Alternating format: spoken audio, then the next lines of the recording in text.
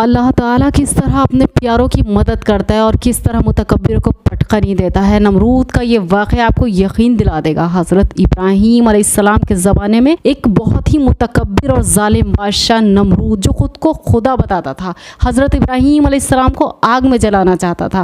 زید بن اسلم رحمۃ اللہ علیہ کا قول ہے کہ قحط سالی تھی، لوگ نمرود کے پاس جاتے تھے اور غلہ لے کر آتے تھے۔ حضرت ابراہیم علیہ السلام بھی گئے، وہاں پر بدبخت نے آپ کو غلہ دینے سے انکار کر دیا۔ آپ علیہ السلام خالی ہاتھ واپس آئے۔ گھر کے قریب پہنچ کر آپ نے دونوں بوریوں میں ریت بھر لی۔ گھر والے سمجھیں کچھ لے آئے، گھر آتے ہی بوریاں رکھ کر سو گئے۔ آپ کی بیوی صاحبہ حضرت سارہ اٹھی، بوریوں کو کھولا تو عمدہ اناج سے دونوں بوری بھری ہوئی تھی۔ کھانا پکا کر تیار کیا۔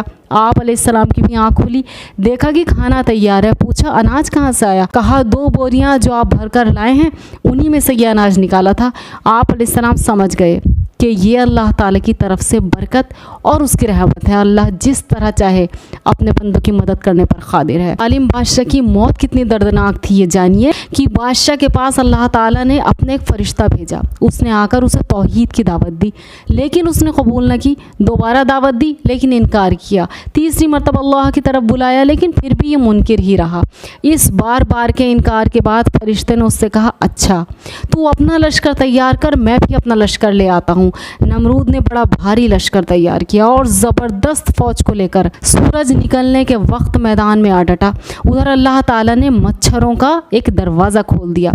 بڑے بڑے مچھر اس کثرت سے آئے کہ لوگوں کو سورج بھی نظر نہ آتا تھا۔ یہ ربانی فوج نمرودیوں پر گری اور تھوڑی دیر میں ان کا خون تو کیا، ان کا گوشت پوست سب کھا پی گئی اور سارے کے سارے وہیں ہلاک ہو گئے۔ ہڈیوں کا ڈھانچہ باقی رہ گیا۔ انہی مچھروں میں سے ایک نمرود کے نتھنے میں گھس گیا۔ اس کی دردناک عذاب کے بارے میں سنیے کہ نمرود کے نتھنے میں ایک مچھر گھس گیا اور 400 سال تک اس کا دماغ چاٹتا رہا۔ ایسے سخت عذاب میں وہ رہا کہ اس سے موت ہزاروں درجہ بہتر تھی۔ اپنا سر دیواروں اور پتھروں پر مارتا تھا، ہتھوڑوں سے کچلواتا تھا، پھر یوں ہی بدنصیب نے ہلاکت پائی۔ تو ہر ظالم یہ دھیان رکھے کہ اللہ کی لاٹھی بے آواز ہے، اور ہر مظلوم اس بات کو اپنے دل میں بٹھا لے کہ اگر وہ اللہ تعالیٰ پر یقین کرے تو اللہ ایسی جگہ سے مدد بھیجتا ہے جہاں اس کا وہم و گمان بھی نہ ہو۔